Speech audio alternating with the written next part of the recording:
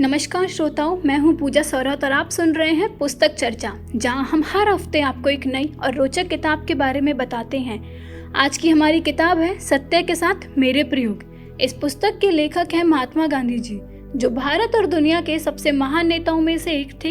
तो आइए इस पुस्तक की यात्रा शुरू करते हैं। सत्य के साथ मेरे प्रयोग यह महात्मा गांधी की आत्मकथा है, जिसमें उन्होंने अपने जीवन के विभिन्न पहलुओं, संघर्षों और सबसे महत्वपूर्ण सत्य और अहिंसा के प्रति उनके समर्पण की कहानी बताई है।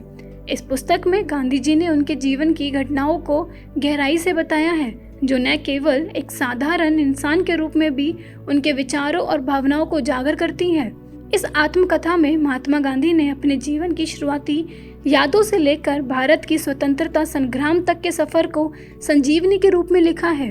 पुस्तक में कई महत्वपूर्ण घटनाओं का वर्णन है, जैसे उनके लंदन में पढ़ाई के दिन। इस पुस्तक की सबसे खास बात यह है कि गांधी जी ने बहुत ईमानदारी से अपने जीवन के अनुभवों को साझा किया है। उन्होंने न केवल अपनी सफलताओं को बल्कि अपनी असफलताओं और कमजोरी को भी पूरी सच्चाई से सामने रखा है। एक स्थान पर वह लिखते हैं कि कैसे उन्होंने झूठ बोला और उस गलती ने उन्हें जीवन भर के लिए सत्य के मार्ग पर चलने की प्रेरणा दी।